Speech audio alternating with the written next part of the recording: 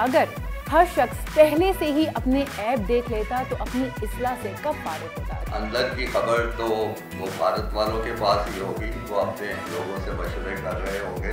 चाहे वो threat internal हो या एक्सटर्नल, पाकिस्तान आर्म फोर्सेस उससे निपटने के लिए हर दम तैयार है। मेडिकेशन इंस्टॉल करने के बाद सिर्फ सिंगल बटन का प्रेस किया, ये वापस ऑन हो जाएगा। मेरे पीछे अगर आए तो लताड़ के हम आपको फेंक देंगे। घुसने भी नहीं दूंगा किसी एक बच्चे के खिलाफ तुम लोगों को।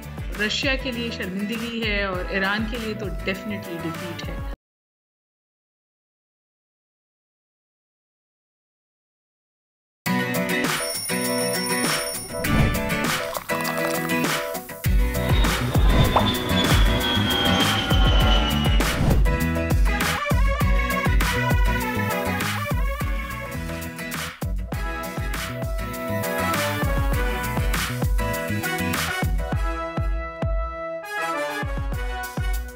अस्सलाम वालेकुम, खुशामदीद, जी आयानू, खैर आगले भली करे वशद के। दुनिया बोल है के साथ मैं हूँ सोनिया सुंदस। मौलाना रूमी का कौल है कि अगर हर शख्स पहले से ही अपने ऐब देख लेता तो अपनी इस्लाह से कब फारिग होता। दूसरों के ऐब निकालने वाले लोग अपने आप से गाफिल हैं। बेहतर यही है कि खुद की इस्लाह कीजिए ताकि लोगों के ऐब निकाल कर अपना वक्त ज़ाया ना किया जाए। इसी अच्छी बात के साथ बढ़ते हैं अपने प्रोग्राम की तरफ और बड़ी खबर की तरफ। पाकिस्तान की इज्जत सबसे पहले है। चैंपियंस ट्रॉफी के मामले पर पीसीबी चेयरमैन मोहसिन नकवी की वज़ीर आज़म शहबाज शरीफ से मुलाकात। इवेंट के इनेकाद के लिए मुकम्मल तैयारी है। क्या आईसीसी इजलास में पाकिस्तानी मौक़िफ़ की जीत होगी? प्रोग्राम में बात होगी। शाम में ख़ानदान के 50 साल इक़्तिदार का सूरज गुरूब हो गया। सदर बशार की 24 साल हुकूमत की एक हफ्ते में गिर गई। दमिश्क में बागियों का कब्जा जमा लिया गया। अहम सरकारी दिफाई इमारतों का कंट्रोल संभाल लिया गया। साबिक़ वज़ीर आज़म को इक़्तिदार तक रियासती इदारे चलाने का इख्तियार दे दिया गया। इसराइली फ़ौज की मौजूदगी में क्या होगा, जानेंगे आज के प्रोग्राम में। भारत के लिए तारीख़ी शिकस्त के यादगार दिन। जंग में पाकिस्तानी आबदोज़ हिंगोन ने 2 भारतीय बहरी जहाज़ों को नेस्तो नाबूद किया था। समंदर की तह में खामोश पाकिस्तानी नेवी के जवानों की तारीख़ी कामयाबी पर आज उन्हें खराज तहसीन पेश करेंगे। पाकिस्तानी तलबा का बड़ा कारनामा, एक छोटा सा नेबुलाइजर बनाकर सबको हैरान कर दिया। कराची यूनिवर्सिटी के होनहार तलबा अब्दुल रहमान आज होंगे दुनिया बोल है में हमारे मेहमान। हमने सुना था कि खिलाड़ी और फनकार अमन के दावेदार होते हैं, ये सरहदों से परे होते हैं और सबके लिए काबिल कबूल होते हैं, मोहब्बत करते हैं और इनका काम ही दोस्ताना सफारतकारी का होता है। लेकिन अफसोस इस बात का है कि पाकिस्तान और भारत के मामले पर खेलों की सरगर्मियाँ और फनकारों की आमदोरफ्त दोनों ही मुतासर रहती हैं। अनफॉर्चुनेटली इस बार भारत ने पाकिस्तान आने से साफ इनकार कर दिया। पाकिस्तान क्रिकेट बोर्ड ने चैंपियंस ट्रॉफी के लिए उसूली मौक़िफ़ अपनाया, लेकिन लगता यही है कि इंटरनेशनल क्रिकेट काउंसिल में पाकिस्तानी मौक़िफ़ की ज़्यादा हिमायत नहीं और बैकडोर मुज़ाकरात में पाकिस्तान को स्टेप बैक होना पड़ेगा। चैंपियंस ट्रॉफी 19 फरवरी से शुरू होने वाली है। मेज़बानी पाकिस्तान के पास है, लेकिन भारत पाकिस्तान नहीं आना चाहता। 7 और 8 दिसंबर की मीटिंग्स भी बगैर किसी नतीजे के ख़त्म हो गई हैं, लेकिन बैकडोर मुज़ाकरात की इतलात हैं। इनमें क्या फ़ैसले हुए ये सामने नहीं आए हैं, लेकिन कल पाकिस्तान क्रिकेट बोर्ड के चेयरमैन मोहसिन नकवी ने वज़ीर आज़म शहबाज शरीफ से मुलाकात की है। इस मुलाकात में वज़ीर आज़म ने मोहसिन नकवी की तारीफ़ की और कहा कि हम पाकिस्तान और क्रिकेट की जीत चाहते हैं। चैंपियंस ट्रॉफी से मुतालिक अच्छी खबरें सामने आएंगी। मुलाकातें हो रही हैं बैकडोर, क्या मुज़ाकरात चल रहे हैं, हम भी सुन रहे हैं कि भाई अब ये हो रहा है, ये हो रहा है। लेकिन मुझे लगता है जो सरहद से पार रखनी चाहिए ये सारी चीज़ें, ये जो हमारे फनकार हैं या हमारे क्रिकेटर्स हैं, ये जो है ना, ये इन तमाम चीज़ों से आरी होनी चाहिए।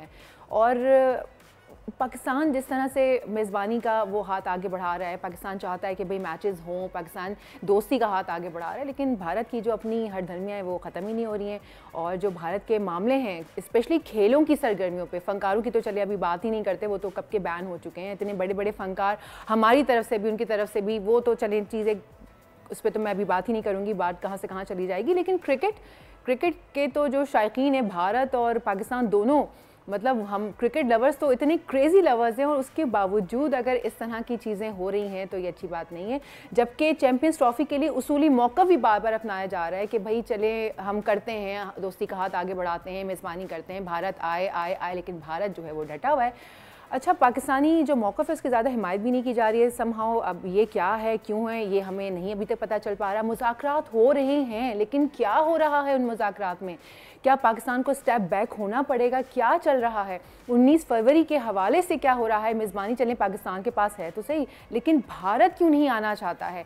बार बार मीटिंग्स हो रही हैं, मतलब हम यही सुने चले जा रहे हैं कि अब एक तारीख़ आई है मीटिंग की, अब मुज़ाकरात हो रहे हैं, लेकिन फ़ैसले क्या हो रहे हैं, उनमें क्या बातचीत चल रही है, वो सामने नहीं आ रही है। चेयरमैन मोहसिन नकवी ने भी वज़ीर आज़म से मुलाकात की। उन्होंने बताया कि भाई ये सारी चीज़ें हैं। वज़ीर आज़म ने मोहसिन नकवी की तारीफ़ की और उन्होंने कहा कि भाई हम पाकिस्तान और क्रिकेट की जीत चाहते हैं, चैम्पियंस ट्रॉफ़ी चाहते हैं, हम चाहते हैं पाकिस्तान जो है वो मेज़बानी करे, हम चाहते हैं कि भारत आए, हम चाहते हैं कि क्रिकेट को लेकर आगे जाएं, लेकिन अनफॉर्चुनेटली ये चीज़ क्यों नहीं हो रही है, ये अभी तक हमारी समझ से बालातर है। हम बहुत कोशिश कर रहे हैं कि इसके बारे में जानें। प्रोग्राम में ऑलमोस्ट डेली बेसिस पे ही हम इसके ऊपर बात करते हैं, लेकिन समहाउ हम we are unable to understand that.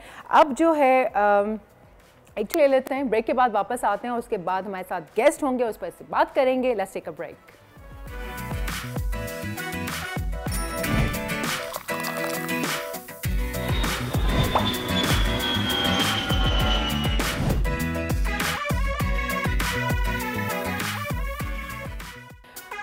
Welcome back जनाब। हम ब्रेक में जाने से पहले बात कर रहे थे क्रिकेट के हवाले से कि भाई भारत जो है वो पाकिस्तान नहीं आना चाहता, पाकिस्तान जो है वो तैयार है मेज़बानी के लिए, लेकिन पता नहीं भारत की हठधर्मी क्यों नहीं ख़त्म हो रही है। काफ़ी तमीद बांध के हमने इसके ऊपर आपसे डिस्कशन किया।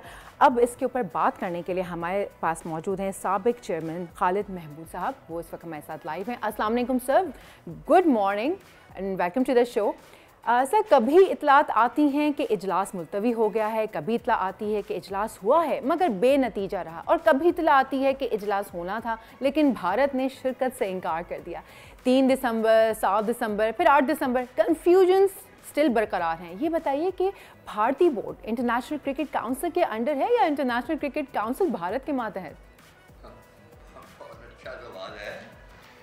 मेरा ख्याल है कि इंटरनेशनल क्रिकेट काउंसिल जो है वो इंडियन क्रिकेट काउंसिल मुझे लगती है, वो ऐसे लगता है जैसे आईसीसी जो है वो भारत क्रिकेट बोर्ड का एक ज़ैली अदारा है। और ये दुरुस्त बात है, और हम कई दफ़ा आपके चैनल से गुफ्तगू करते हुए मैं भी कह चुका हूँ कि जो कुछ भी आईसीसी है वो भारत के रहमो करम पे है, जैसे ये वो चाहते हैं वो होता है। इससे पहले, आज से चंद साल पहले आपको पता होगा कि वो बिग थ्री का जो फार्मूला आया था उसके में भी पेश जो था वो भारत था, और जिस तरह इन लोगों ने, इन 3 मुल्कों ने चाहा उस तरह के वो उन्होंने तकसीम कर दी वसाइल की। अब ये चैम्पियंस ट्रॉफी का मसला है, वो पहले दिन से ही मेरा तो मौक़िफ़ ये है कि होगा वही, फाइनली वही होगा जो भारत चाहेगा। अब भारत क्या चाह रहा है वो अभी तक बात सामने नहीं आई। हमारे क्रिकेट बोर्ड के सरबराह ने बहुत एक खुशी का इज़हार कर दिया कि कौम को खुशखबरी मिलेगी, ये होगा वो होगा, तो अभी तक तो खुशखबरी कोई मिली नहीं है, और आइंदा भी मुझे कोई इम्कान दिखाई नहीं देता। इसलिए इम्कान नहीं दिखाई देता कि ये जो लैतो लाल है, ये जो सोच विचार है, ये वो साथ जोड़ के एक तरह के बैठे हुए हैं आईसीसी वाले, और उसमें भारत भी शामिल है। ज़ाहिर जय शाह जो है क्रिकेट बोर्ड के, उनके जो सेक्रेटरी थे वही वहाँ सरबराह बने हुए हैं। तो ये जो बैठे हुए हैं, ये दाल में ज़रूर कुछ काला है, यानी वो कोई नॉर्मल सी चीज़ या जो मतवक्को कोई चीज़ नहीं होने जा रही। मेरा ख्याल है कोई बहुत ही कोई अजीब व गरीब किस्म का वो हल लेके आएंगे, और मुझे हैरानी नहीं होगी कि अगर पता चले कि वो पूरे का पूरा टूर्नामेंट ही वो कहीं और करवाने का सोच रहे हैं जी। तो फिलहाल तो मेरी यही सोच है, बाकी अल्लाह बेहतर करे जी। खालिद साहब, अभी आपने कहा कि दाल में कुछ काला है, और हमारे पास इतलात हैं कि बैकडोर मुज़ाकरात हो रहे हैं।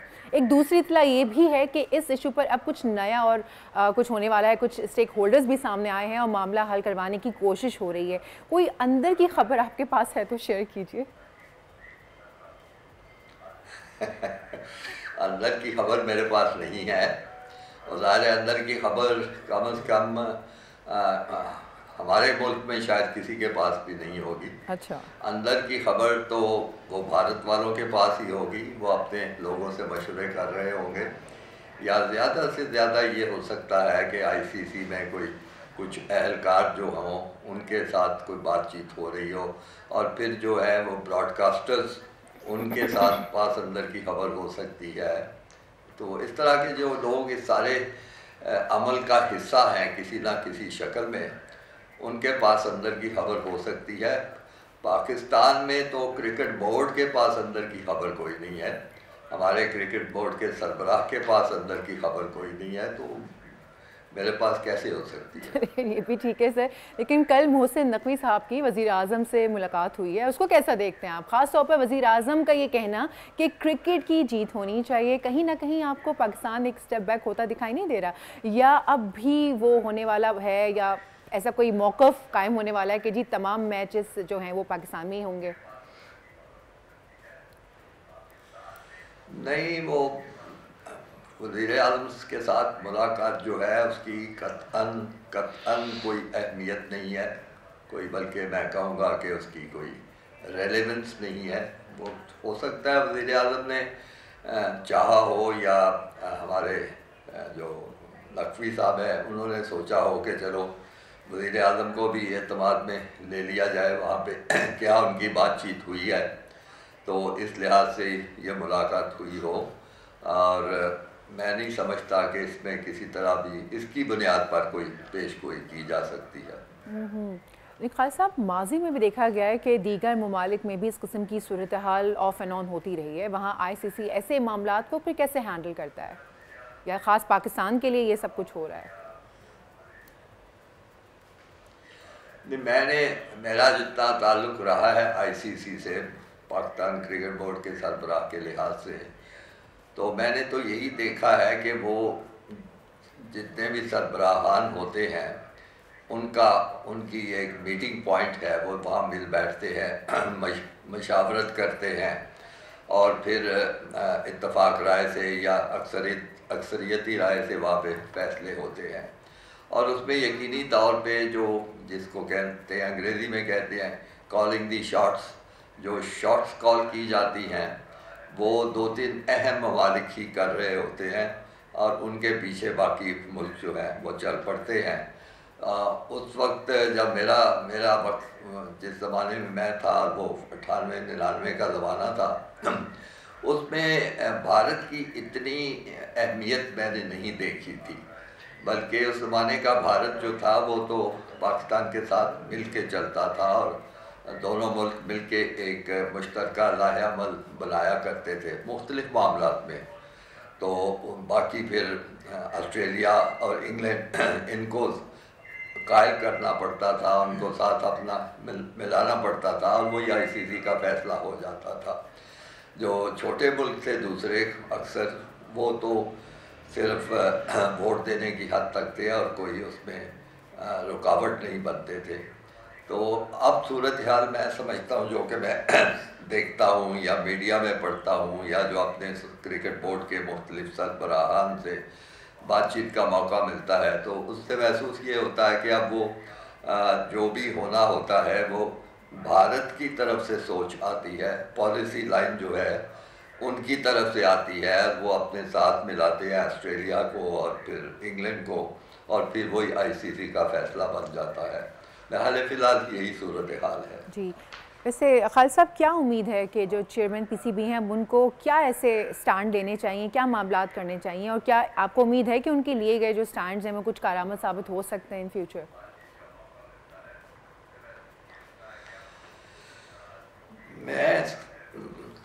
मैं समझता हूँ कि पाकिस्तान क्रिकेट बोर्ड को उनका कोई अहम जो ओहदेदार है उसको इस वक्त वहाँ दुबई में होना चाहिए, उसको जितने भी मुज़ाकरात हो रहे हैं उसका हिस्सा होना चाहिए। पहले तो बड़ी अहम बात यह है, मुझे मालूम नहीं है, अब हाल ऐसा है भी नहीं है, हमारा कोई अहम ओहदेदार चेयरमैन साहब जो है मुल्क के अंदर हैं, जो हमारे चीफ एग्जेक्टिव आए हैं वो बिल्कुल ही नए आए हैं, उनको तो मैं हले कुछ अंदाज़ा नहीं है कि आईसीसी की सतह पे और इन मामलात में वो किस तरह उनका फ़ैसला होता है, उनको बिल्कुल अंदाज़ा नहीं होगा। तो चूँकि चेयरमैन साहब भी मुल्क के अंदर हैं, तो इसलिए ये तो चीज़ बड़ी तयशुदा है, वाज़ेह है कि जो सारे इस वक्त सोचो विचार हो रही है, जो भी मनसूबाबंदी हो रही होगी, जो भी नई नई चीज़ें या तजवीज़ें सोची जा रही होंगी, उसमें पाकिस्तान का कोई अमल दखल नहीं है। और ये बड़ी अजीब सी बात है कि जिस मुल्क को मेज़बानी दी गई है, जिस मुल्क ने यह सारा कुछ करवाना है, उसका जो अहम तरीन रुकन है कोई भी, वो वहाँ पे मौजूद नहीं है। तो बड़ी अजीब बात है मेरे नज़दीक। मैं समझता हूँ ऐसा नहीं होना चाहिए था। इनको चाहे जो भी फैसला हो, यानी पाकिस्तान के हक़ में हो, पाकिस्तान के ख़िलाफ़ हो, कुछ भी हो फैसला, उसमें कम से कम पाकिस्तान का अमल दखल होना चाहिए था, पाकिस्तान की शमूलियत होनी चाहिए थी, लेकिन वो बिल्कुल नहीं है, जो कि ना सिर्फ हैरान कुन है बल्कि अफसोसनाक भी है। जी बिल्कुल, thank you so very much Khalid Mahmood sahab, आपके टाइम देने का बहुत बहुत शुक्रिया। जैसे कि खालिद साहब ने कहा कि क्रिकेट फैंस के लिए देखते हैं बच्ची खबर आती है कि नहीं आती है, अल्लाह करे कि मामला जो हैं वो क्रिकेट के सॉर्ट आउट हो जाएं और जो क्रिकेट लवर्स हैं इंक्लूडिंग माई सेल्फ, हमें कुछ अच्छी खबरें और अच्छा खेल देखने को मिले। अब लेते हैं एक छोटा सा ब्रेक के बाद कहीं जाना नहीं है, वापस आना है क्योंकि प्रोग्राम में अभी बहुत कुछ है। Let's take a break.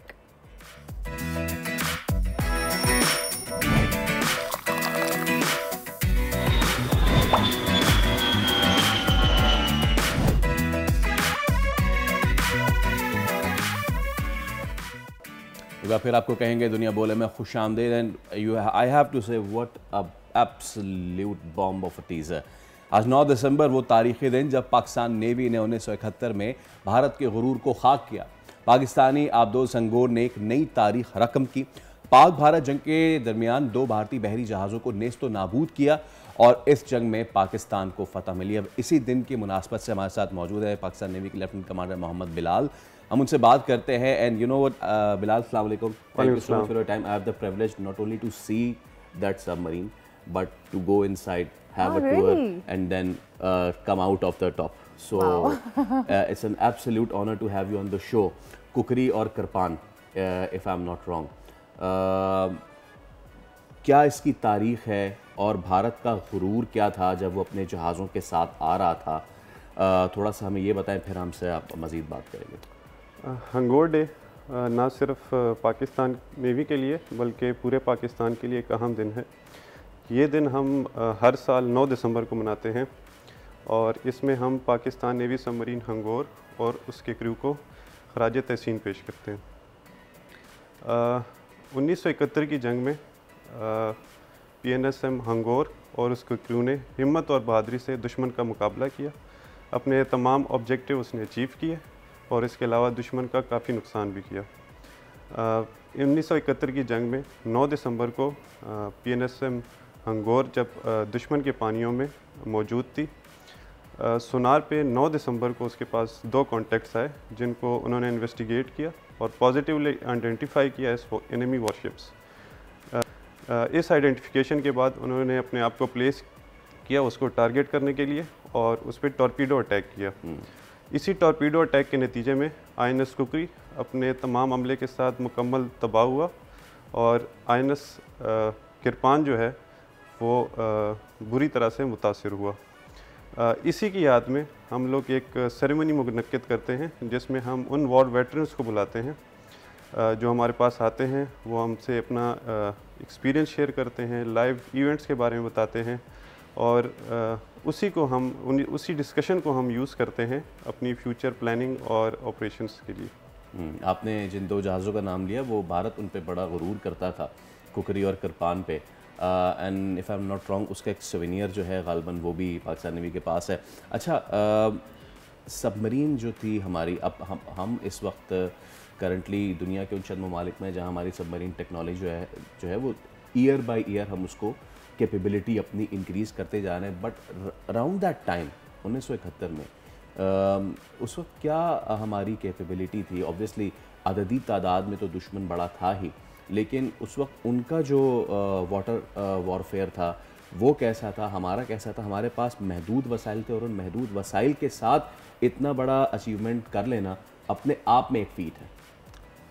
दुश्मन के पास टेक्नोलॉजी और तादाद के से रिलेटेड उनके पास एडवांसमेंट और इंक्रीज नंबर ऑफ तो ऑलरेडी उनके पास मौजूद थे, लेकिन पाकिस्तान आर्म फोर्सेस उनका ये पेशा है कि वो लिमिटेड अपने रिसोर्सेज यूज़ करते हुए दुश्मन का मुकाबला कर सकें। इसी तरह 1965 की जंग में भी PNSM गाजी ने एक अकेली सबमरीन ने उनके पूरे फ्लीट को उनके हार्बर तक ही महदूद रखा। इसी तरह 1971 की जंग में भी जो उनका फ्लीट था उनके लिए सिर्फ 2 सबमरीन्स हमारी थी, एक PNSM गाजी और एक PNSM हंगोर, और उन्होंने ही दुश्मन का बहुत अच्छी तरीके से मुकाबला किया। अच्छा, please correct me if I am wrong कि जो है वैसे नॉर्मल सबमरीन्स एक साइड से फायर करती हैं, हंगोर भी एक ही साइड से टॉर्पेडो फायर करते थे, ये बताइएगा। And how is the life in submarine? हम ना यहाँ ऊपर बैठ के हमें बड़ा एक्साइटमेंट होती है, अरे वाह सबमरीन, हाँ वो नीचे जाती है एंड ऑल दैट, बट जब आप जाके सोनिया उनके देखते हैं ना जहाँ पे हमारे सबमरीनर्स जिन बंकर्स में सो रहे होते हैं, जितनी महदूद वसाइल में लेके जाते हैं, तो मुझे थोड़ा सा talk me about the life in submarine. Life at sea is different and demanding and keeping in view the dimensions and operations of submarine वो उसको मज़ीद डिमांडिंग बना देती है। सबमरीन के अंदर लिमिटेशन ज़्यादा हो जाती हैं, फ्लेक्सिबिलिटी और फैसिलिटी महदूद हो जाती हैं। जैसे फॉर एग्ज़ाम्पल लिमिटेड स्पेस होगी जिसमें आपने टाइम स्पेंड करना है, लिमिटेड लोग होंगे उन्हीं के साथ आपने टाइम स्पेंड करना है, दिन और रात का पता लग नहीं सकता, उसके लिए बस ऐसे ही होता है कि अगर नॉर्मल लाइटिंग है तो वो दिन है, अगर लाइट बिल्कुल मुद्दम हो जाए तो इसका मतलब है कि रात हो गई है। इसके अलावा हर किस्म के मौसम का सामना करना पड़ता है, और लेकिन इसके लिए ट्रेनिंग दी जाती है, आपकी आपस में हारमोनी बहुत अच्छी हो जाती है। कुछ ट्रेड्स हैं जो डेवलप करनी पड़ती हैं, जैसे पेशेंस इज़ द की। सबसे पहले तो पेशेंस होना चाहिए, ऑपरेशन से रिलेटेड भी और लोगों का आपस में भी एक दूसरे के साथ सब्र और तहम्मुल से रहना। तो ये कुछ क्वालिटीज़ हैं जो आपको डेवलप करनी पड़ती हैं। कुछ आपको उस रूटीन से जब आप थ्रू होते हैं तो वैसी आ जाती हैं, और इसके अलावा आपको ट्रेनिंग भी दी जाती है इस तरह की क्वालिटीज़ और ट्रेड्स डेवलप करने में। मेंटली स्ट्रॉन्ग कितना है इन चीज़ों के लिए, मैं थ्रू आउट ये सोच रही हूँ। फिज़िकल एंड मेंटल स्टेमिना और स्टेबिलिटी ये तो बहुत ज़रूरी है। एब्सोल्युटली। बिलाल, आखिर में आज के दिन के हवाले से, आज के मौके की मुनासबत से कोई मैसेज आप देना चाहें लोगों को, ख़ास तौर पे टू द यंग वंस? जी बिल्कुल। सबसे पहला मैसेज तो मेरा पाकिस्तान के अवाम के लिए कि ये मुल्क हमने बहुत कुर्बानियों के बाद हासिल किया है, और उसके बाद भी हम कुर्बानी देते हुए आ रहे हैं टाइम टू टाइम। तो जो शख्स भी है वो इस मुल्क के अंदर रहते हुए अपनी कैपेसिटी में जिस फील्ड में भी है वो मेहनत और लगन से काम करता रहे। और दूसरा मैसेज मेरा मुल्क दुश्मन अनासर के लिए है कि चाहे वो थ्रेट इंटरनल हो या एक्सटर्नल, पाकिस्तान आर्म फोर्सेस उससे निपटने के लिए हरदम तैयार हैं। Thank you so much Bilal, बहुत शुक्रिया आपकी तशरीफ़ लाने का। और न सिर्फ ये दिन बल्कि ऐसे ही दिन हमें बार बार याद दिलाते हैं उन कुर्बानियों की जो सरहद पे बैठे हमारे जवान हमारे लिए दे रहे हैं, चाहे वो समुद्री सरहदें हों, चाहे फ़िज़ाई निगरानी हो, या फिर हमारी लैंड बॉर्डर सिक्योरिटी हो, और याद दिलाती उन कुर्बानियों की जो कि लाखों जानें देकर इस मुल्क को बनाया गया। आज जब हम बैठ के द जेनज़ी क्वेश्चंस के क्या है, क्या मिला है हमें, तो सोचिए कि अगर आज आपको कहना पड़े कि जी जाएं और आप एक शहर से दूसरे शहर माइग्रेट कर जाएं, तो इंसान को पता लग जाता है एक मुल्क छोड़ के दूसरे मुल्क आ जाना, और फिर उस मुल्क की जिस पे नज़रें हैं पूरी दुनिया की, ना सिर्फ पड़ोस की बल्कि पूरी दुनिया की, उसकी इस तरह से डिफेंस करना इट्स वेरी डिफिकल्ट। तो मोहम्मद बिलाल, लेफ्टिनेंट कमांडर पाकिस्तानी, भी हमारे साथ मौजूद थे। अभी हम एक ब्रेक ले रहे हैं। बिल्कुल, एक ब्रेक का वक्त हो जाता है। ब्रेक के बाद वापस आते हैं, प्रोग्राम को आगे बढ़ाते हैं। Let's take a break.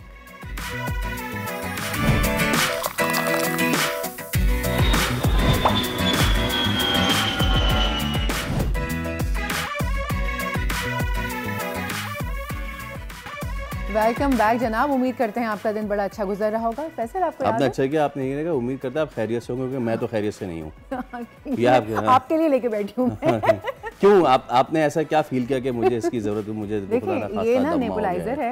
Nebuliser तो वैसे भी जैसे आपको स्टीम लेनी होती है तो उसी को अगर आप मशीन फॉर्म में लेते हैं वो नेबुलाइजर कहलाता है। वो तो बड़ी मशीन होती थी, ये क्या है? लेकिन ये एक छोटा सा पोर्टेबल नेबुलाइजर है जो कि कराची यूनिवर्सिटी के एक स्टूडेंट ने बनाया, और वो स्टूडेंट जो है वो आज हमारे साथ स्टूडियोज में मौजूद है, और उन्हीं की बदौलत ये जो है ना एक छोटा सा पोर्टेबल क्या कहते हैं डिवाइस इसे कह लें, नेबुलाइजर नहीं बनाया है। दिस इज सो गुड, क्योंकि आप कहीं जा रहे हैं आप इसको कैरी कर सकते हैं। आप कराची वाले नॉर्दर्न एरियाज आते हैं, उनको वहाँ इश्यूज हो जाते हैं, नज़ला खांसी हो गया समथिंग लाइक दैट, तो उसके लिए ज़रूरी नहीं है कि आप जाएं और दवाएं शवाएं और कोई हैवी लोड लें।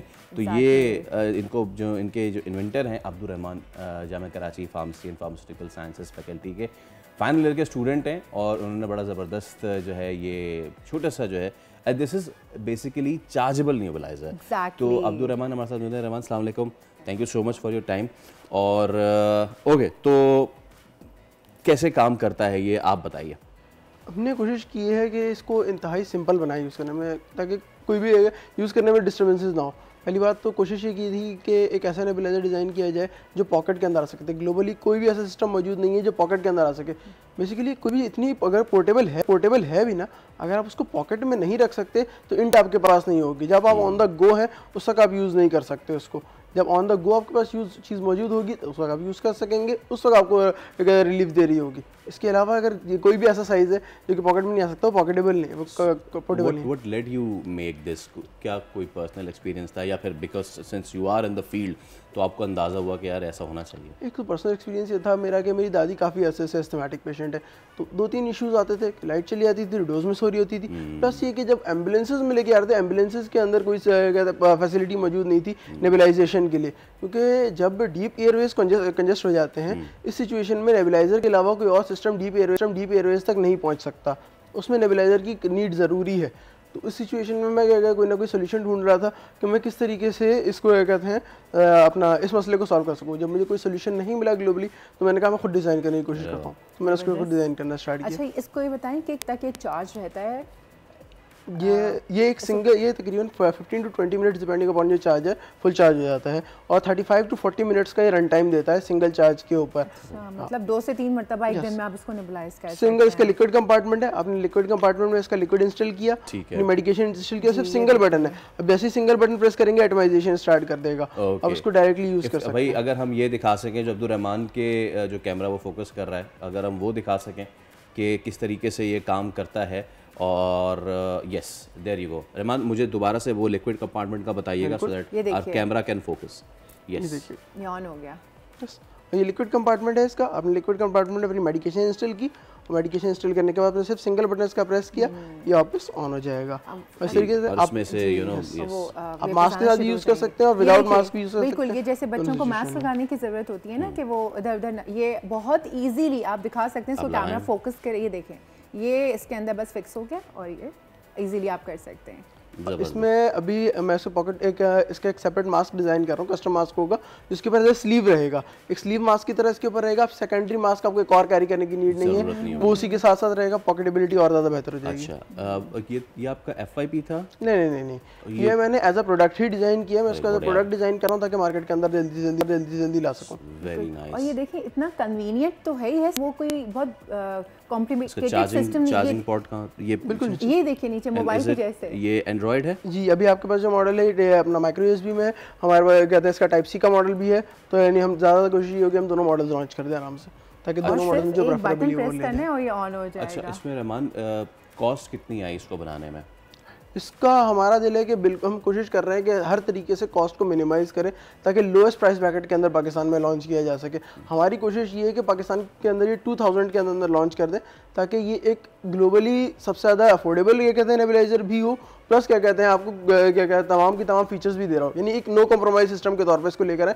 कोई कॉम्प्रोमाइज़ नहीं हो कि प्राइस बहुत ज़्यादा है या सिस्टम अगर हमने कहते हैं अगर हमने डिज़ाइन किया पूरा सेटअप मिलता है इतना बड़ा सा, वो मार्केट में मिल जाता है 8 to 12,000 का उसका रेट है इस वक्त का। वो तो बहुत महंगा होता है। ओके, और अगर इसको आप 2 से 2,500 में भी कर दें तो दिस इज वेरी ऑसम, ज़बरदस्त। और आपकी टीम में कितने लोग हैं अब्दुर्रहमान? मेरे अंडर काफ़ी एक एक्सक्लूसिव टीम चल रही है मार्शियन इनोवेटर्स के नाम से।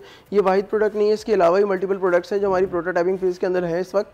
तो ये तकरीबन राउंड अबाउट फिनिश फेजेस की हम प्रोडक्शन लाइनअप के ऊपर काम कर रहे हैं। बेसिकली प्रोडक्शन लाइनअप के लिए हम सोर्स भी कर रहे हैं कि हमें कोई अपना मैन्युफैक्चरिंग फैसिलिटी मिल जाए तो हम उनके साथ आउटसोर्स कर लेंगे, वरना हम खुद अपनी मैन्युफैक्चरिंग फैसिलिटी जो है इस्टेब्लिश करने के ऊपर काम कर रहे हैं। इंशाल्लाह वो कंप्लीट होती है तो मार्शियन इनोवेटर्स के प्लेटफॉर्म के थ्रू ही हम इसको लॉन्च कर रहे होंगे। This is so easy to use. Abdurrahman, thank you so much आपका और आपकी टीम का बहुत शुक्रिया कि आपने किसी ऐसी चीज़ का सोचा जो माशरे की बेहतरी के लिए भी है, जो बड़ा पोर्टेबल भी है और बड़ा कॉस्ट फ्रेंडली भी है।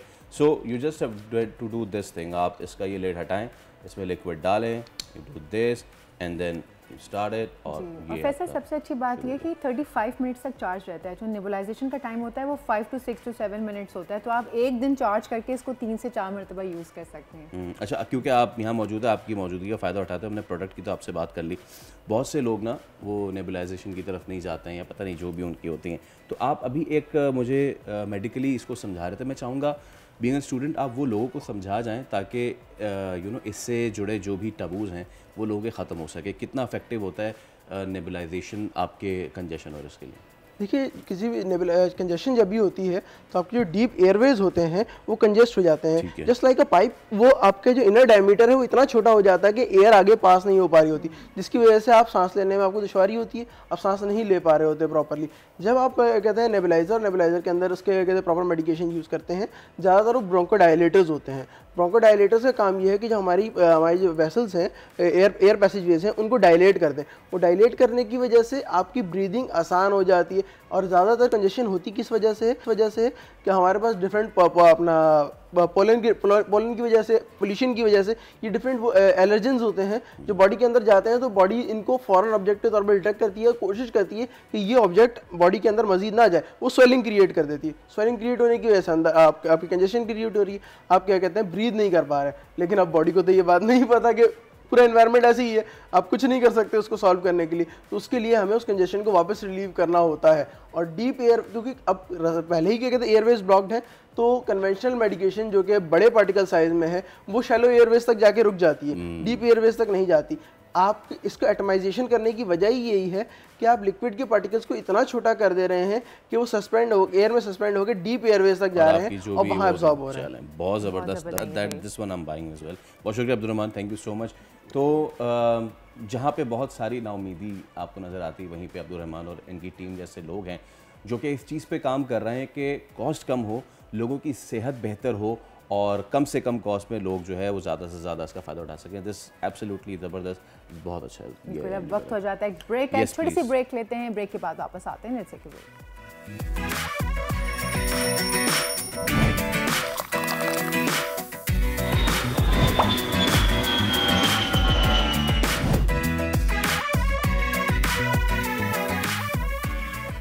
वेलकम बैक जनाब, उम्मीद करते हैं आपका दिन अच्छा गुजर रहा होगा। अब फैसल, आगे की क्या होने वाला है? अच्छा, कल टेस्ट हुआ MD कैट इम्तहानात का, अदालती हुक्म पे ये हुआ था। आपको पता है कि इससे पहले जो गड़बड़ हुई थी उसके बाद फिर एक बहुत बड़ा मसला क्रिएट हुआ और उसके बाद कल दोबारा टेस्ट मुनक्किद हुआ। कराची और अंदरून सिंध के 38,000 से ज़्यादा उम्मीदवारों ने ये इम्तहान दिया। सिंध के 6 शहरों में मेडिकल और डेंटल कॉलेजेस और जामियात के दाखिला टेस्ट IBS सक्खर के ज़ेर एहतमाम हुए थे। ये टेस्ट कराची, हैदराबाद, जामशोरो, शहीद बेनज़ीराबाद, लाड़काना, सक्खर के इम्तहानी मराकज़ में बैक वक्त मुनक़िद हुए। अच्छा, अब कुछ ख़बरें ऐसी आई हैं कि 8:30 बजे इम्तहानी मराकज़ पहुँचना था तलबा को, लेकिन कई टेस्ट जो है वो 12 बजे शुरू हुआ, इस तरह की ख़बरें हैं। फिर ऐसा भी है कि 3.5 घंटे का वक्त भी मिला उम्मीदवार को परेशान करने के लिए। और जो मराकज़ कायम थे जामिया और NAD में, और वहाँ के अतराफ़ तो दफ़ा 144 थी ही। तो अब इस सब पे ज़रा हम बात कर लेते हैं। वालिदैन ने पर्चा ताख़ीर से शुरू होने के कुछ शक व शुबात का भी इजहार किया, इस तरह की भी ख़बरें हैं, लेकिन इसमें सदाकत कितनी है, क्या सच्चाई है, हम बात करेंगे। आज हमारे गेस्ट जो हैं शो में मौजूद हैं डॉक्टर आसिफ शेख साहब, जो कि वाइस चांसलर है IBS सक्खर। डॉक्टर साहब, अस्सलाम वालेकुम। वालेकुम। It's a pleasure having you, thank you so much for your time. तो पहला ही सवाल, क्या जिस तरह पहले डिस्क्रिपेंसीज आई थी और पहले बड़ा शोर मचा था, कल कोई नाखुशगवार वाक़या इस तरह का पेश आया कि टेस्ट डिले हुआ या समथिंग लाइक दैट? बिस्मिल्लाहिर्रहमानिर्रहीम। सबसे पहले आपका शुक्रिया कि आपने मुझे मदऊ किया। मैं सबसे पहले अल्लाह ताला की ज़ात का शुक्रगुज़ार हूँ और उसके बाद अपनी पूरी सखर IBA यूनिवर्सिटी की टीम बशमूल मेरी STS की टीम, हर उस फ़र्द का जो सखर IBA यूनिवर्सिटी और STS में मेरे साथ इस टेस्ट में शरीक रहा। और कल का जो टेस्ट गुज़रा हमारा वो एक ह्यूज सक्सेस थी। ह्यूज सक्सेस उसको मैं इसलिए कहूँगा कि ये जो पिछले 20 सालों से ये MD-CAT के टेस्ट को मुतनाज़ा बनाया गया, जो एक बड़ा माफिया जो कि पहले एक रत्ती बराबर था जो कि पहाड़ जैसा हो गया था, और इस मरतबा सखर IBA को ये कोर्ट के हुक्म से जब ज़िम्मेदारी दी गई, हमने पहले दिन ही ये तहैया कर लिया था कि हम उस पहाड़ को जो कि राई का पहाड़ है उसको उसकी असल औकात दिखा देंगे और मेरिट और ट्रांसपेरेंसी पे ये टेस्ट करवाएंगे। जैसे हमारे बच्चे जो हमारे सूबे के बच्चे हैं उनको मेरिट पे उनकी मार्क्स मिलें और वो जाकर अपनी तालीम आगे हासिल करें। जहाँ तक आपने बात की कि टेस्ट देर से शुरू हुआ, तो मैंने चंद एक रोज़ पहले ही बच्चों और उनके पेरेंट्स के लिए एक प्रेस रिलीज़ जारी किया था। उस प्रेस रिलीज़ में बच्चों को रिपोर्टिंग टाइम 8:30 बजे कहा था। अच्छा। और ये ऑन रिकॉर्ड है। और ये भी मैंने बताया था कि बच्चों का रिपोर्टिंग टाइम से मतलब ये है कि बच्चे हम अंदर उस वेन्यू के गेट के अंदर अलाउ करना 8:30 बजे शुरू करेंगे। वहाँ पर मैंने वाजे कर दिया कि ये टेस्ट का स्टार्ट टाइम नहीं है, this is only a reporting time. 6268 बच्चे हैं एक सेंटर पे कराची के, उनको अंदर दाखिल होने में उनकी वेरिफिकेशन, आइडेंटिफिकेशन, उनकी मेटल डिटेक्शन और जहाँ पर 70% बच्चियाँ हैं उनके हैंडबैग्स की तलाशी, आप खुद सोच लीजिए कि कितना टाइम लगता है। इन तमाम चीज़ों को मद्देनज़र रखते हुए हमने उनके पेरेंट्स के लिए भी जगहें मुख्तस की थी। NED यूनिवर्सिटी के वेन्यू के लिए बराबर एक शादी हाल था जहाँ पर 1400 लोगों के बैठने की गुंजाइश थी, जहाँ पर ठंडे पानी का और पंखों वगैरह का, हवा का हमने बंदोबस्त किया था। कराची यूनिवर्सिटी में भी 2 जगहों पर। मेरे अपने हिसाब से ये 20 टेस्ट लेट शुरू हुआ, जो कि 11:50 पे शुरू हुआ, जो कि हमने जो प्लान किया था वो 11:30 बजे का किया था। उससे ज़्यादा इसमें कुछ नहीं है। हाँ, जब ये टेस्ट ख़त्म हुआ तो वो ना सिर्फ बच्चे जो मौजूद थे टेस्ट में और उनके वालिदैन से भी हमने फीडबैक्स लिए और majority of them were happy with the conduct of the test, the facilities there. और ख़ासूसन जो बच्चे थे, असल उनका तो मतलब फैसिलिटीज़ से तो बाद में आता है, पहले तो वो निसाब से पेपर बनना चाहिए। वो एक MCQ, मैं गारंटी उठाता हूँ being vice chancellor Sukkur IBA university के, वो 200 MCQs में से एक MCQ भी PMDC के गिवन निसाब से बाहर नहीं था। अल्हम्दुलिल्लाह हमने उस पेपर को सिक्योर किया, उसकी हिफाजत अपनी जान से बढ़ के की। और वो पेपर के जो बड़े बड़े ट्रंक्स आए थे, वो जिन गाड़ियों में आए थे उन गाड़ियों में कैमराज थी जो कंटिन्यूस उनकी रिकॉर्डिंग करती आई हैं, और उनकी हिफाजत गाड़ियों की भी हमने अपनी जान की तरह की। मैंने अपने तमाम जर्नलिस्ट दोस्तों को हर सेंटर पे दावत दी थी कि ये तमाम क्वेश्चन पेपर के ट्रंक्स उनकी मौजूदगी में खुलेंगे, 7 सेंटर पे उनकी मौजूदगी में, जिसमें 8 मुख्तलिफ लेयर्स ऑफ सिक्योरिटी थे। और मैं आपको ये वाजे कर दूं, मैं कल ख़ुद NED यूनिवर्सिटी में मौजूद रहा। जब वो ओपन करवाए तो मैंने अपनी मौजूदगी में तमाम अपने जर्नलिस्ट दोस्तों के सामने करवाए, तो उन्होंने कहा कि इतनी हिफाजत तो डॉलर्स की भी हमने नहीं होती। मैं यही अभी आपसे सवाल कर रहा डॉक्टर साहब। मैंने अर्ज़ किया, मेरे सामने सखर IBA यूनिवर्सिटी के सामने, मेरी STS की पूरी टीम के सामने सिंध के उन होनहार तालिब इल्म बच्चों का मुस्तकबिल था। बिल्कुल, हम अपने बच्चे भूल चुके थे। 48 घंटे मेरी पूरी STS और मेरी जो apex committee Sukkur IBA university के प्रोफेसर्स पे मुश्तमिल है, हम नहीं सोए। ये वादा मैंने 15 दिन पहले किया था किसी TV चैनल पे कि हम अपनी जान की बाजी लड़ा देंगे, पेपर लीक नहीं होने देंगे। और उन बच्चों के मुस्तकबिल से जो खिलवाड़ किया गया है गुज़श्ता सालों में, वो सखर IBA यूनिवर्सिटी नहीं होने देगी। और हमने साबित किया कि हम जो कहते हैं वो करते हैं। ठीक है, हम मेट्रोपॉलिटन सिटी में नहीं हैं, मगर हमने बहुत तालीमी मैदानों में मेट्रोपॉलिटन सिटीज़ की यूनिवर्सिटियों को भी मात दी है। अभी इसी साल हमने वर्ल्ड रैंकिंग में 601 से लेकर 800 के रैंक पे सखर IBA है, जो कि पाकिस्तान की हिस्ट्री में 1947 से लेकर आज तक सिंध से कोई यूनिवर्सिटी इस दर्जे पे नहीं पहुंच पाई। ना सिर्फ ये, बल्कि AACSB जो एक इंटरनेशनल एक्रीडेशन है, जो कि वर्ल्ड की रिनोन्ड है, उसमें सिर्फ पाकिस्तान से एक प्राइवेट यूनिवर्सिटी है, दूसरी पब्लिक सेक्टर यूनिवर्सिटी से सखर IBU यूनिवर्सिटी वाहिद यूनिवर्सिटी है आउट ऑफ 250 प्लस यूनिवर्सिटीज़ जो AACSB बिजनेस स्कूल एक्रेडिटेड है। तो अल्हम्दुलिल्लाह ना सिर्फ तालीम में जो हमारा मैदान है बल्कि ये टेस्टिंग सर्विस में भी हमने अपना लोहा मनवाया हुआ है। अच्छा डॉक्टर साहब, आमतौर चीज़ों को ना बिल्कुल क्लियर कर दिया है। पिछले साल जो होता रहा और इस साल ज़रूरत भी इसलिए थी क्योंकि ऑल आइज वर देयर कि इतनी ख़राबी पहले हो चुकी थी और उसके बाद अब इस पे इट वाज ड्यू कि इसको इतना एहतमाम के साथ किया जाए। डॉक्टर साहब, एक मेरा सवाल है, जैसे कि आपने कहा कि PMDC से मंजूर शुदा निसाब के बाहर ना कोई भी चीज़ नहीं आई है। You are one of our top academia in this country.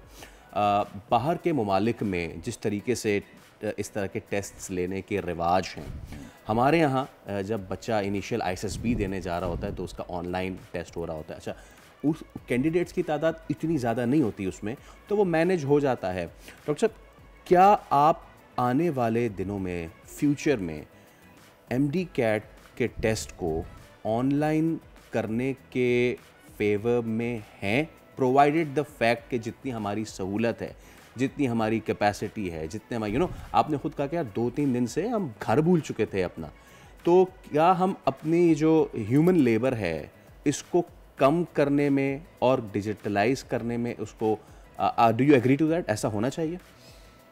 देखिए जी, सबसे पहले तो मैं ये वाज़े कर दूं कि अब टेक्नोलॉजी का दौर है और टेक्नोलॉजिकल एड्स उनकी मदद के बगैर हम कोई भी काम नहीं कर सकेंगे।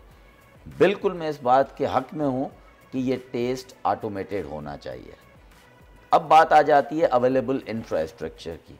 Pakistan being the third world country और डेवलपिंग कंट्री, स्टिल हमें बहुत सारी चीज़ों के चैलेंजेस हैं। बिजली का होना भी एक चैलेंज है। ये टेस्ट एक ही वक्त पे, एक ही दिन पे पूरे पाकिस्तान में 4 सूबों में अलग अलग, मगर कम से कम एक सूबे में एक वक्त पे होना होता है, और जिसमें तकरीबन यही लगभग 40,000 के करीब बच्चे हर साल इम्तहान में बैठते हैं।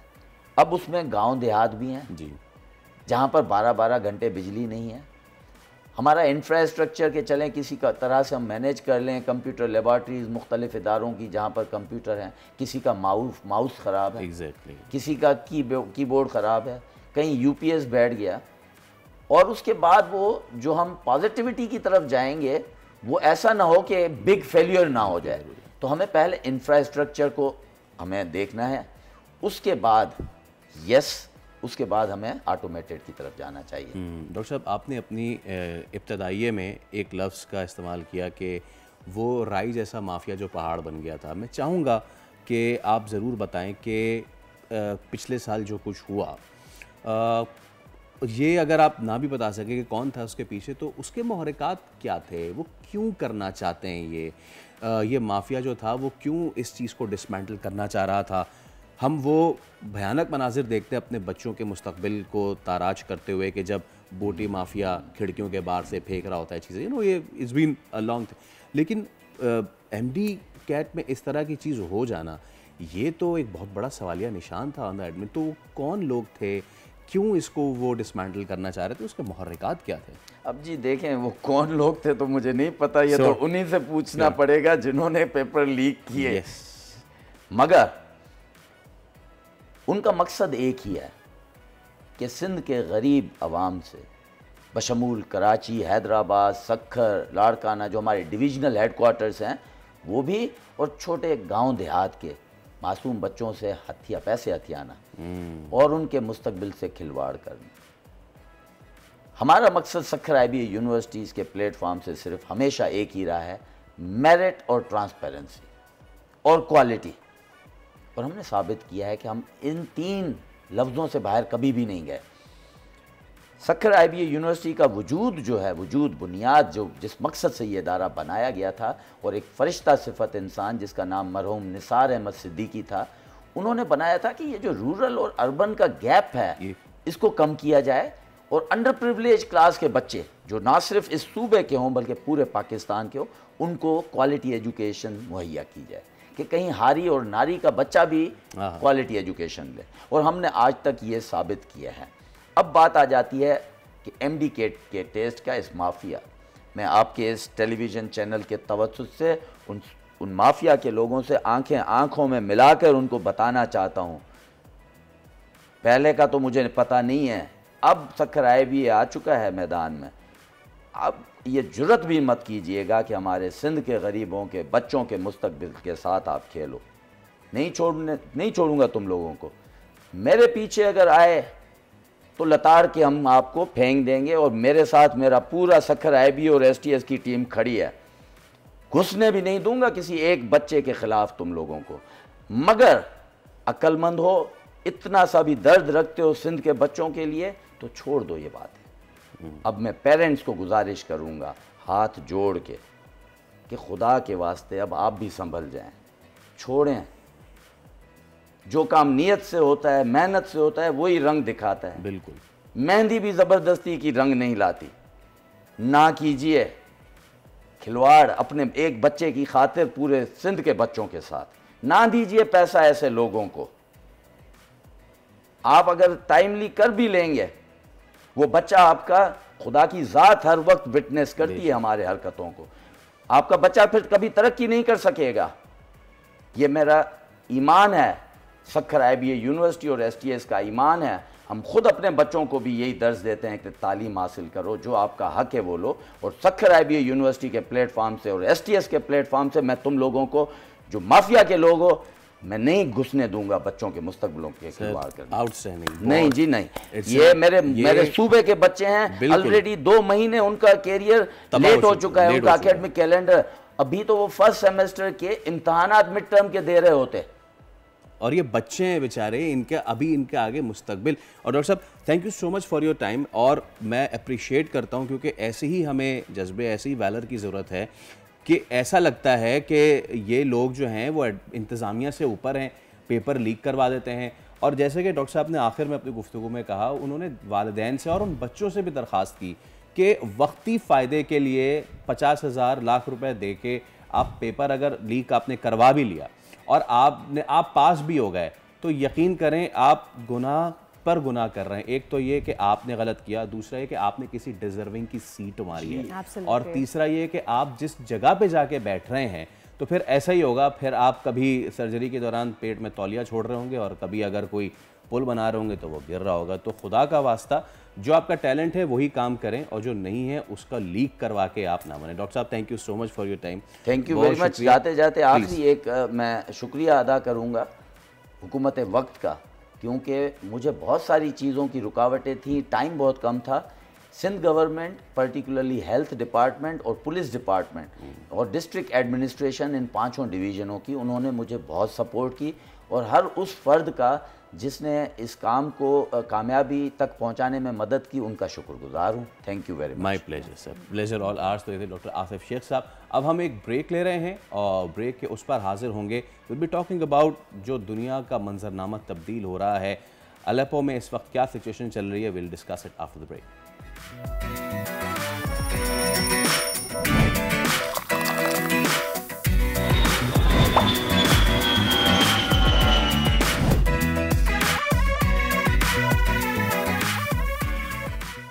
वेलकम बैक जनाब, उम्मीद करते हैं आपका दिन बहुत अच्छा गुजर रहा होगा। अब बात कर लेते हैं कुछ वेदर अपडेट्स की। मुल्क के बेशतर इलाकों में मौसम सर्द और खुश्क रहेगा, लेकिन गिलगित, बल्तिस्तान, कश्मीर और उससे रिलेटेड पहाड़ी इलाकों में तेज़ हवाएं और गरज चमक के साथ बारिश और पहाड़ों पर बर्फ़बारी एक्सपेक्टेड है। महकमा मौसमियात के मुताबिक मरी, गलियात, चित्राल, दीर, सवात और क्रम में बारिश, जबकि पहाड़ों पर बर्फ़बारी की तवक्को है। अहम शहरों की दर्जे हरारत की बात करें तो कराची में आज मिनिमम टेम्परेचर 10 और मैक्सिमम टेम्परेचर 28 डिग्री तक रहने का इम्कान है। हैदराबाद की बात करें तो हैदराबाद में मिनिमम टेम्परेचर 10 और maximum temperature as you can see 26 degree तक जाएगा। मीरपुर खास में मिनिमम टेम्परेचर 7 और मैक्सिमम टेम्परेचर 26 डिग्री तक रहने का इम्कान है। बात कर लेते हैं नवाबशाह की, अगर तो नवाबशाह में मिनिमम टेम्परेचर रहेगा 7 और मैक्सिमम टेम्परेचर 24 डिग्री तक जाएगा। लाड़काना में मिनिमम टेम्परेचर 7 और मैक्सिमम टेम्परेचर 24 डिग्री तक रहने का इम्कान। लेकर चलते हैं आपको गवादर की जानिब। गवादर में मिनिमम टेम्परेचर 14 और मैक्सिमम टेम्परेचर 28 डिग्री तक रहने का इम्कान।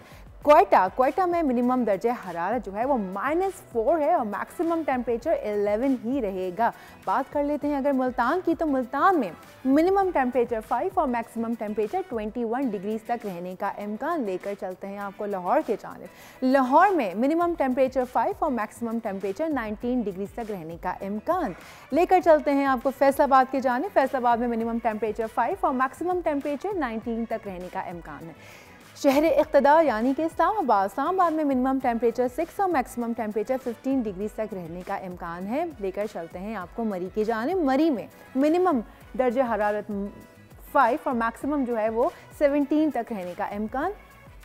पेशावर में मिनिमम टेम्परेचर 3 और मैक्सिमम टेम्परेचर 18 डिग्रीज तक रहने का इम्कान।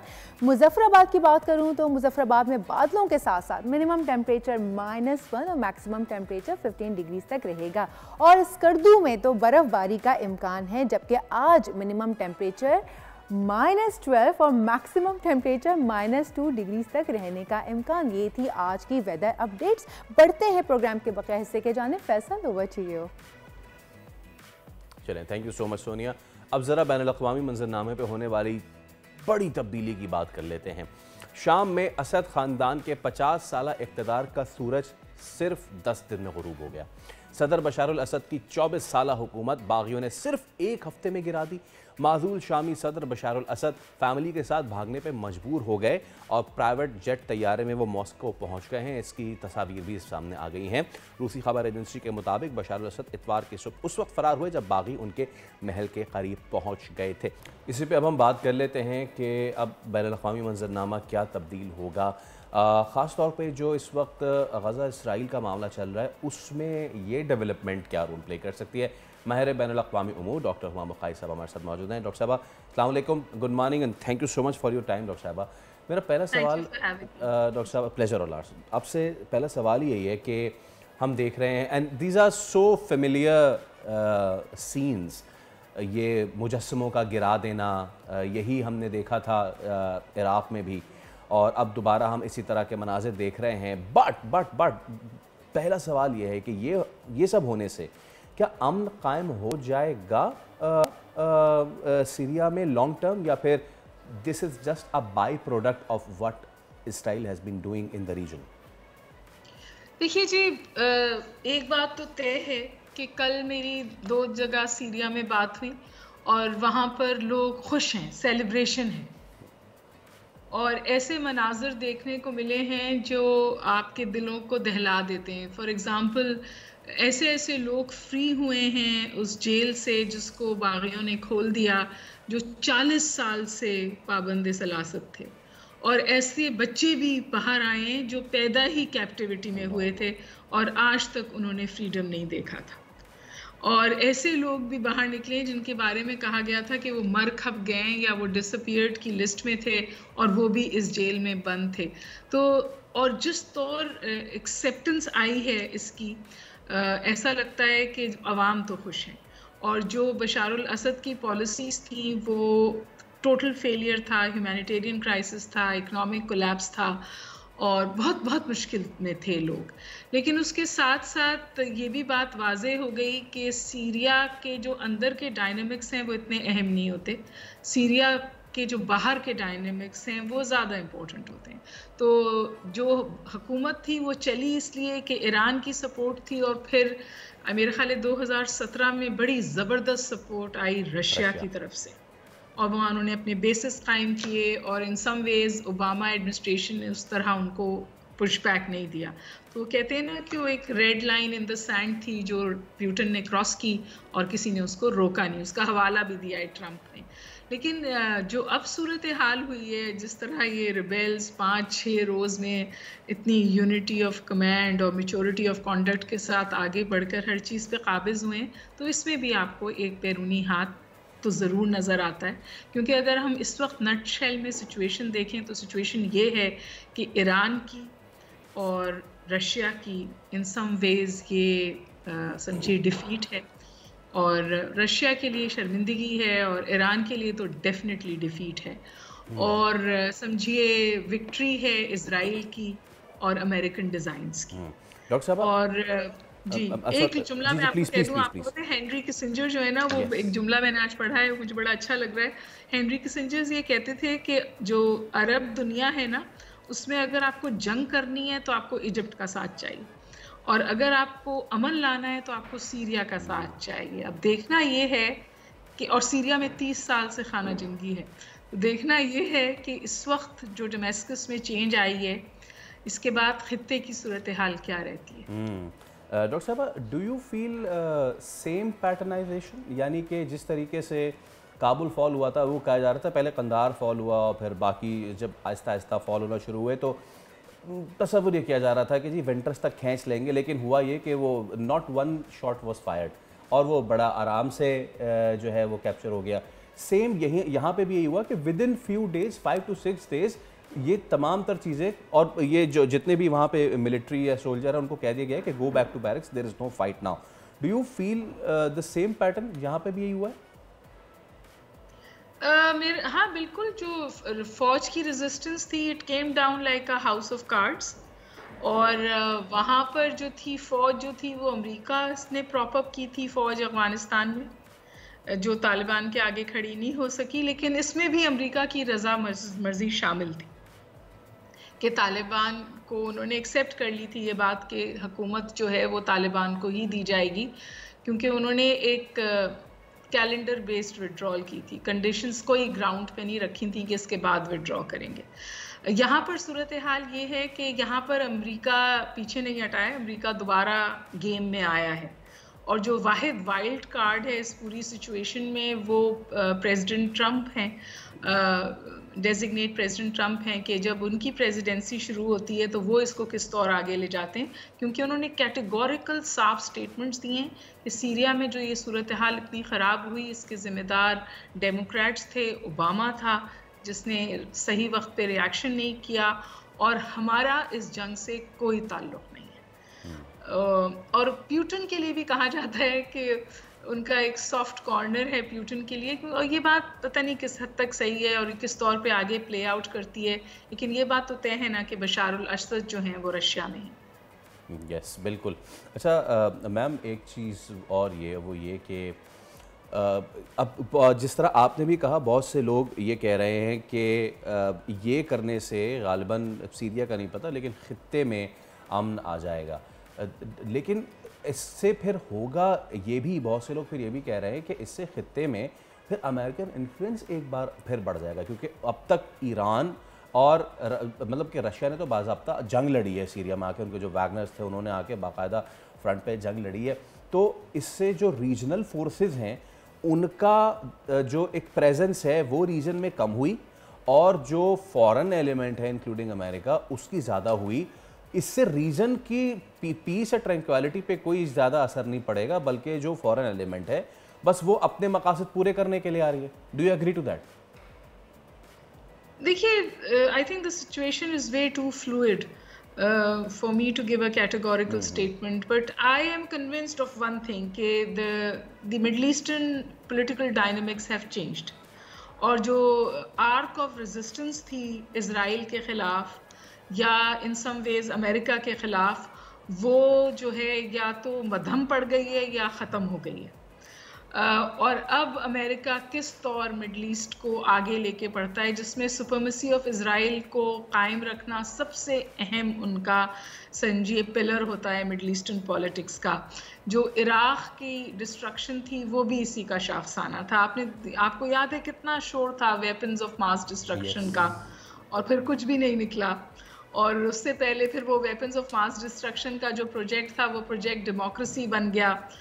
तो लेकिन इराक़ के अंदर भी फिर इरानियन इन्फ्लुएंस आया जब उन्होंने वहाँ डेमोक्रेसी और फ्रीडम को अलाउ किया। तो इस वक्त जो सबसे बड़ा मसला है वेस्ट का, लेड बाय यूनाइटेड स्टेट्स और इज़राइल का, वो है ना सिर्फ ये कि इरानियन इन्फ्लुएंस को काउंटर करें बल्कि उसकी को जड़ से ख़त्म कर दें मिडल ईस्ट से। और सीरिया की जो सूरत हाल है वो उसमें उनका सबसे बड़ा समझिए फतह है। पूरा एक टेक्टोनिक शिफ्ट आया है मिडल ईस्टर्न पॉलिटिक्स में, क्योंकि इस सीरिया सिचुएशन के लिए सऊदी अरब भी खुश है कि ये चीज़ हो गई है, और वो भी खुश है, यूएई भी खुश है कि ये हो गया है, ठीक है ना जी। तो दिस इज द अरब का जो शिया सुन्नी डिवाइड है ना, ये उसकी तरफ भी इशारा करता है। मसला सीरिया के अंदर है। सीरिया में ये कई ग्रुप्स, छोटे छोटे ग्रुप्स थे जो जुड़कर बशारुल असद के खिलाफ समझिए जंग लड़ रहे थे। अब जब बशारुल असद चला गया तो क्या ये आपस में लड़ेंगे? और इसीलिए आप देखिए तवातुर के साथ ये स्टेटमेंट आ रहा है कि हम सब के साथ राब्ते में, हम हर ग्रुप के साथ राब्ते में, क्योंकि अमेरिका चाहेगा कि ऐसी हुकूमत वहाँ आए जो अगर प्रो इजराइल ना हो तो एंटी इजराइल भी ना हो, और अंडर अमेरिकन इन्फ्लुएंस और पेट्रनेज हो। मेरा ख्याल है ये अमेरिकन डीप स्टेट का थ्रस्ट होगा इस वक्त। आई थिंक सबसे अहम बात डॉक्टर साहबा, thank you so much for your time, सबसे अहम बात आपने ये कि ये जो ग्रुप्स आपस में अब क्या अब ये आपस में लड़ना शुरू हो जाएंगे? क्योंकि ये भी आपको याद होना चाहिए कि दाइश का इन्फ्लुएंस बहुत ज़्यादा था इन मुतहारिब ग्रुपों में कि जो असद ख़ानदान के ख़िलाफ़ लड़ रहे थे, बशार अल-असद के ख़िलाफ़ लड़ रहे थे। चले खैर, it's time to take a break right now. बिल्कुल, एक ब्रेक लेते हैं, ब्रेक के बाद हाजिर होते हैं। Let's take a break.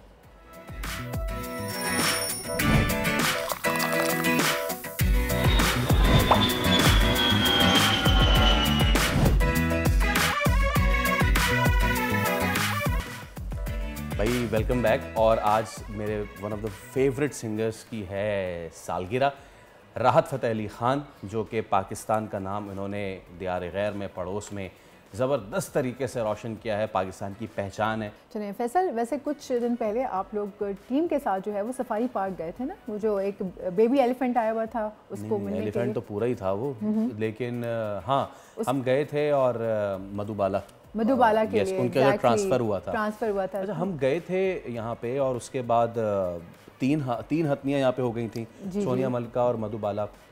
हफ्ते की रात को बहुत ही अनफॉर्चुनेट खबर आई कि जो एक हथनी थी सोनिया, वो मुर्दा हालत में पाई गई है। तो ये सब क्यों हुआ, इस पर तो हम बात करेंगे। पहले आपको दिखाते हैं कि जब हम वहाँ पे गए थे तो उस वक्त वहाँ पे क्या माहौल था। क्या मैं एक्साइटेड हूँ? हाँ मैं एक्साइटेड हूँ। हम पहुँच चुके हैं मलिका, सोनिया और वो मेरे पीछे जो मौजूद हैं मधुबाला, उनसे मिलने के लिए हम मौजूद हैं कराची के सफारी पार्क। और यहाँ पे अब इस जगह को एलिफेंट सेंचुरी का नाम दे दिया गया है, जो कि बड़ा ज़बरदस्त है। ये मलिका और वो सोनिया, इनको भी ज़रा खाना छाना भी डालते हैं हम। बहुत ही अच्छा यहाँ पे एनवायरनमेंट है, कराची चिड़ियाघर से बहुत बेहतर एनवायरनमेंट है। कराची चिड़ियाघर का बहुत कम एकड़ का रकबा था, ये 7 एकड़ का पूरा रकबा है जहाँ पे अब इन तीनों को रखा गया और बड़े खुशबाश तरीके से घूम फिर रही हैं ये। और हाँ, और ये रही मधुबाला, ये आप देख सकते हैं। और मधुबाला इस रीचिंग आउट, वो दरख्तों को तोड़ के कुछ खा रही है, भूखी है यार, वो उसको कुछ खिलाएं यार। और ये मेरे पीछे आप देख सकते हैं बहुत ही खुशबाश मधुबाला ने अभी टायर नीचे फेंका, पता नहीं पंचर अंचर लगाने जा रही थी कहीं। तो सबसे अच्छी बात यह है कि अपनी दीगर 2 बहनें यानी कि मलिका और सोनिया के साथ मधुबाला यहाँ पे आके एडजस्ट हो गई है। जानवर कोई भी हो, छोटे से छोटा के बड़े से बड़ा, जब भी किसी नई जगह पे जाता है या नए जानवरों के साथ उसको रखा जाता है तो सबसे बड़ा ख़तरा ये होता है कि बाकी जानवर उसको एक्सेप्ट करेंगे, वो उस जगह को एक्सेप्ट करेगा या नहीं। लेकिन बहुत ही अच्छी तरीके से हम देख सकते हैं कुछ महीनों पहले ये अपनी जो कराची चिड़ियाघर में पार्टनर थी नूरजहां, उससे ये बिछड़ गई थी, जिसके बाद ये ख़ुद भी बहुत उदास हो गई थी। लेकिन अब फाइनली शी इज़ हैप्पी और हमारी तरफ ही आ रही है ये। हमने इसको अभी तक किसी खाने का लालच तो दिया नहीं है, मैं इसको आवाज़ देगा मधु आओ, और मधु आ गई। ये पता नहीं उसको लाल रंग का कौन सा फल नज़र आया है, ये सेब वेब समझ रही होगी। तो द मोस्ट ब्यूटीफुल क्रीचर, बहुत ही खूबसूरत मधुबाला। सीनियर मावत हमारे साथ भी मौजूद है, उनसे हम यहीं बात कर लेंगे। दादा अस्सलाम वालेकुम। अस्सलाम। आपका नाम? मेरा नाम यूसुफ मसीह। ये बताएं कि जब से यहाँ पे आई है मधुबाला, खुशबाश है? खुश है, एडजस्ट कर गई है? बिल्कुल आपको एडजस्ट कर गई। और कोई तो वो कहते हैं ना बहनों में आपस में झगड़ा हो जाता है, कोई बहनों में आपस में झगड़ा? नहीं, कोई झगड़ा वगड़ा नहीं हुआ। जिस दिन हमें मिलाया था अपना खुश हो, खुशी खुशी खेल रहे थे। बहुत ज़बरदस्त। अच्छा ये मैं देख रहा था अभी ना, ये देखें अभी पीछे जाएगी और ये खुद दरख्तों से तोड़ के ना ये खाएगी। इसका मतलब ये है कि ये माशाल्लाह से एक्टिव भी बहुत है। ये बहुत एक्टिव है और खुशी खुशी ये खा रही है, और इसमें अपने हाथ से जो खाना पीना करती है वो ज़्यादा खुश नजर, वो ज़्यादा खुश रहती है ना। अच्छा खुदा न खासा अभी इसको तो जिस तरह वहाँ नूरजहाँ को लंप हो गया था, तो इस तरह की कोई ऐसा कोई नहीं, कोई ऐसी प्रॉब्लम नहीं है, कोई बीमारी नहीं है, कोई बीमारी नहीं है। कितने पूरा ये एकड़ पे फैला हुआ है? ये काफ़ी बड़ा एरिया है, ये भी पूरा एरिया कम से कम तकरीबन 6-7 एकड़ के अंदर ही है, एकड़ पे है ये। और अभी इसको तो सिर्फ सेंचुरी का भी नाम दे दिया है, ये भी बहुत अच्छी। अच्छा, खाने में ज़्यादातर इनको क्या देते हैं? इसको केला है, तरबूज है, सेब है, गन्ना है, सूखी घास है, हरी घास है, हरी घास है, तरबूज वगैरह देते हैं, सेब है, मौसम्बी है, यानी सीज़न का फल जो वो भी मिलते हैं। अच्छा, वो कहते हैं ना कि हमने इसको 2 मरतबा बुलाया, मधु इधर आओ, और वो सुन के इधर आ गई, तो ये अपना नाम भी पहचान? जी हाँ, नाम से पहचानती है। मैंने आपके सामने आवाज़ दी, आवाज़ से ही आई। इसी तरह ये दूसरी मलका और सोनिया जो है वो भी इनकी आवाज़ से आती है। अच्छा चाचा, वो कहते हैं कि जानवर जो है ना, इंसान की जो बू है उसको भी पहचान के जो है, खुशबू से पहचान के, तो ऐसा तो कोई इशू नहीं हुआ कि वहाँ पे कोई और कीपर था, यहाँ पे कोई आप लोग हैं? इसमें मेरा साथ है ना, मेरा असिस्टेंट फ़रोज़, मोहम्मद फ़रोज़ है, समी है, ये अपना यहाँ पे भी इनके साथ मिलाप करा रहे हैं ताकि ये भी जा रहे हैं, इनको भी कुछ नहीं बोल रही, पर थोड़ा उनके साथ थोड़ा टच कर रहे हैं। ज़बरदस्त, बहुत शुक्रिया, बहुत शुक्रिया। और भाई तुम्हारा भी बहुत शुक्रिया। But you know it pens the heart के हम अब 3-4 दिन पहले ही गए थे और वो ठीक थी, और यू नो अभी इस पर खैर रिपोर्ट आना बाकी है कि क्या सिचुएशन है। तो आप इजाज़त लें जी। बिल्कुल इजाज़त लेते हैं, मुझे और फैसल को दीजिए अब इजाज़त। हम कल फिर हाजिर होंगे, जब तक के लिए अपना बहुत ख्याल रखिएगा। अल्लाह हाफ़िज़। ये नहीं इजाज़त दी, मैंने लिख के दे दिया आपको।